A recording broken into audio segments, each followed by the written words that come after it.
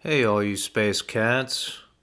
Welcome to the Black Hole Podcast.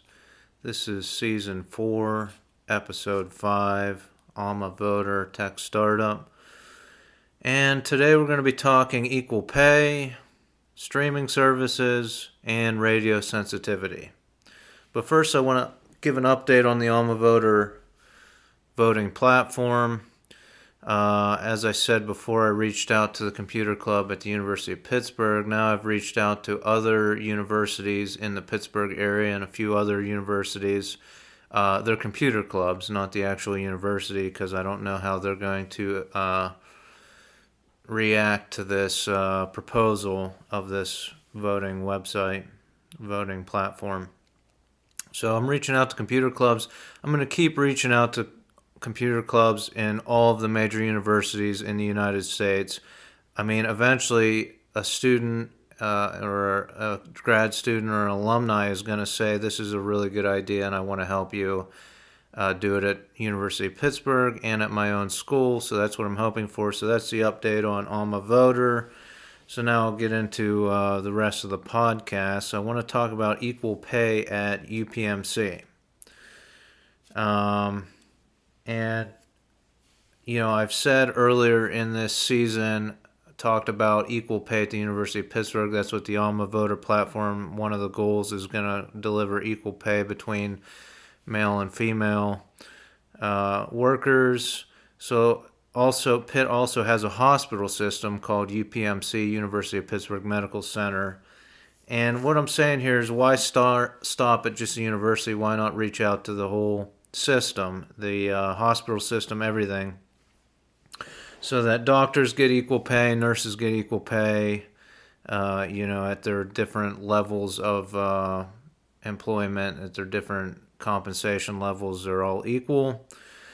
So I've heard the I've heard equal pay for equal work. That's what the politicians are saying, and people say in this country, equal pay for equal work. I think it should just be equal pay. I mean, we live in capitalism. We can have bonus structures to account for certain things, and I'll explain what I'm talking about. The best argument that I've ever heard, or one of the best arguments I've heard for men getting paid more than women, was regarding nurses. So a male nurse might get paid a little bit more than a female nurse, and this is because they are physiologically a lot of times stronger than the female nurses, and so they're more apt to get asked to lift patients into gurneys and lift them into different situations. They'll get asked more times than say maybe a smaller female coworker. So that's the best argument I could ever hear about men getting more compensation than women, is because they might get asked more often to lift and use their back to lift things. But it's easy to rectify this situation. I mean, you could have a bonus structure for lifts. So all base salary for nurses would be the same. But we'll say like a doctor could sign off on each lift that a nurse does. The patient themselves could sign off that, yes, I was lifted into another bed by these nurses, and sign off that there was a lift done. And, $2, $5 per lift.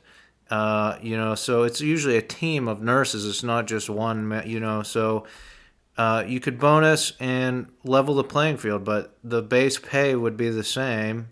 And then for extraneous activities, there's a little bonus system in place. So that's what I say, equal pay, not, just equal pay.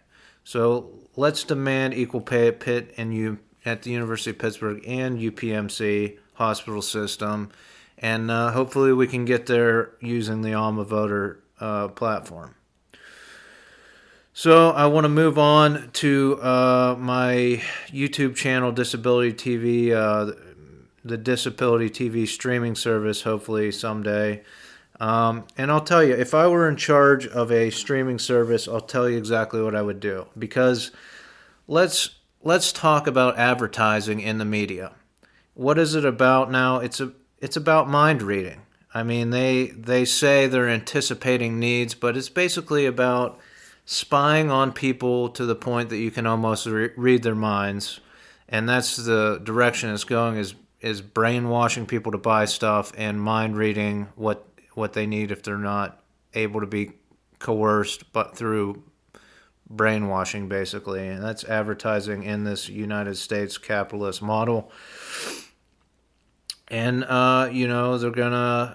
they're gonna keep advertising, keep spying on you until they know your every need, your every want, and until they can convince everybody to put a chip implanted in their arm or their brain, and that's how you have to function in this society now. And then they'll be able to just link up right to your brain. I mean, I know it's a little exaggerated, but hey, that's the direction we're headed. I think it is. I mean, every little thing you do on the internet is monitored for advertising purposes. So, and purchases at stores, they track it, and everything with your credit cards. So it's about mind reading. What I would do if I were in charge of a streaming service is fight this trend towards this advertising every little second of your day.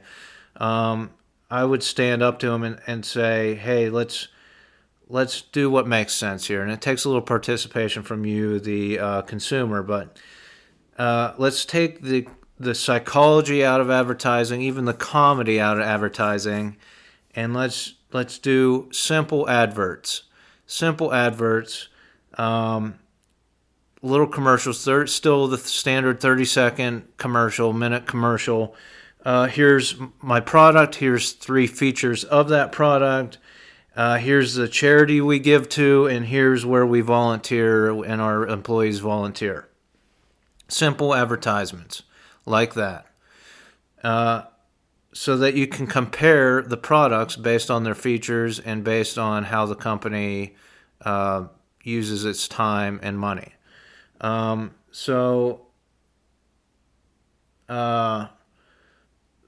it requires participation from the consumer. So basically, with the streaming service, there would be an app like all of them, and you would keep a shopping list. You would make a list of your needs.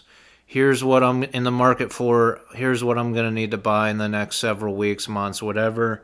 You make a running list. We have access to that list. And then when the time for advertising comes, when you have to watch ads, or when you choose to watch ads, hypothetically through my streaming service or the one I'm in charge of, you get these simple commercials that help you decide on what product you need. That's what advertising should be about. Here are the features of the product. Compare each product. So you would get 3 commercials, and they would all be for vacuums. If you needed a new vacuum and you put that on your little shopping list. And you could compare via the commercials, and you could go link to the website, and you could compare your products. So the ad shown to you would actually help you make your decision. So let's fight the advertising cycle, where it's headed, mind control or brainwashing or spying, corporate spying, things of that. And I can make these commercials. Let's stand up. If you have a business, I'll help you make the commercials now. I have a GoPro camera. It's HD. I have a degree in film studies. I'll give you a good price for making a simple commercial. We'll post it to the Disability TV YouTube channel as a way of protest of where the advertising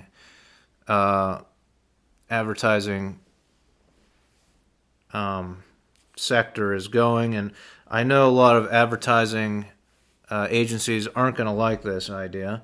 I mean, they want you to make a new commercial every year, every half year. What I'm talking about is commercials that could last 5 or 10 years, and we would have those in a database that get queued up based off of your shopping list. So it takes a little bit of AI and uses it the right way instead of using it to spy on you, using AI to spy on you. This would use it to queue up the right commercials so that you can make better decisions as to what you want to buy as a consumer. So let's fight against the mind reading.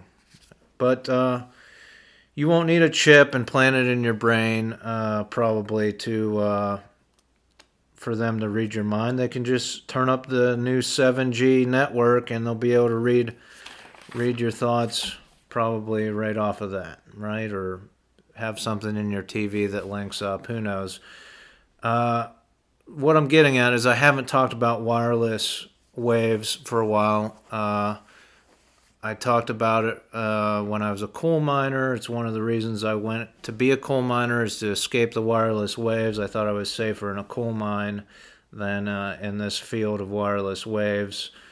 And the reason, I just want to update and talk about this a little bit is I have searched for the effects of wireless waves on living things. Google searches, different searches on the internet. I found one plant study and around 20-ish mice or rat studies, okay? Like 25 studies done into this. And we built a whole network of wireless towers all over this country that you cannot escape.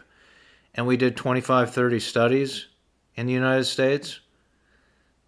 So, the reason I'm talking about this is if you would like to see what I would do as chairman of the FCC, go to the Mitch for Mayor website. That's Mitch, the number 4mayor.com website, and go to the FCC tab, and I explain in detail what I would do as chairman of the FCC, or as a commissioner in the FCC, or even in some lowly job in the FCC if someone could find me a job there. But we've done these studies. Some of them show that mice are have more sleeplessness. They're disorganized. So the plants don't grow as well next to the Wi-Fi or the wireless waves. So some of these, and then there's studies trying to link cancer to wireless waves. Most of those show that it does not cause cancer. And interestingly enough, it causes less cancer in males than females, or it kind of prohibits cancer from forming in males. So that's an interesting aspect.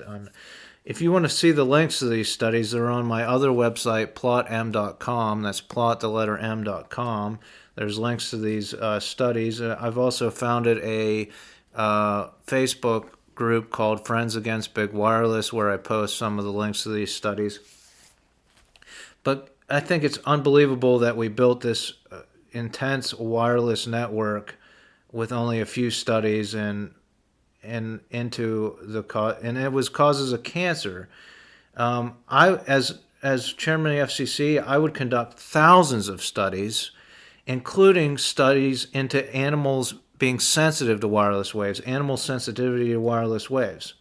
If a small percentage, 10, 20% of mice stay away from the wireless waves, stay in a different compartment of their cage because of wireless waves, things of that nature, we can, if they're sensitive, then we can assume that there must be something in their brain telling them to stay away from the wireless waves.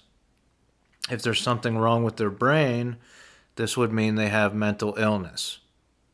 If it causes something to be wrong with their brain, then that could be assumed that they have a mental illness. And there could be a direct cause-effect between wireless waves and this mental illness. I mean, the problem is people are addicted to wireless waves like we were addicted to tobacco and cigarettes for hundreds and hundreds of years. So is it going to take 100 years like it did tobacco to do the studies, or hundreds of years?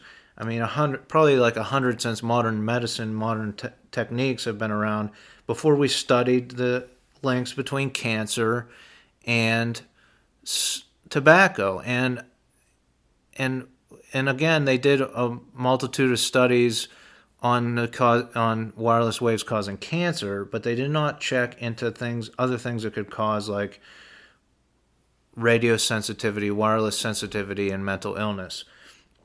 So tobacco is linked. It can be linked to mental illness because addiction is in the DSM, the manual for mental illness, the big, thick manual that psychologists use. Addiction is in there, It's in the DSM, but wireless sensitivity is not in the DSM. So why isn't this a diagnosis? Why we have all these wireless waves? Why isn't it logical that some people are sensitive to it, especially when they have auditory and visual hallucinations, and we're transmitting audio and video signals through the airwaves that is inundating people's brains and bodies. So that's my little diatribe on wireless waves. See what I would do as chairman of the FCC. I'm going to try to wrap it up now. Thanks for listening to my podcast. You know, I know a lot of people, it's not going to be popular, this wireless waves thing, but we can have, I'm not anti-internet. You can have the internet and all the plethora of things that the internet offers without wireless, if people choose to. So I'm not saying eliminate all wireless. I'm just saying maybe certain populations would like to have a wireless-free zone or a city without wireless. So that's all I have today. Thanks for listening. And thanks to you for listening to this podcast. Tune in when I update the next time. Thanks.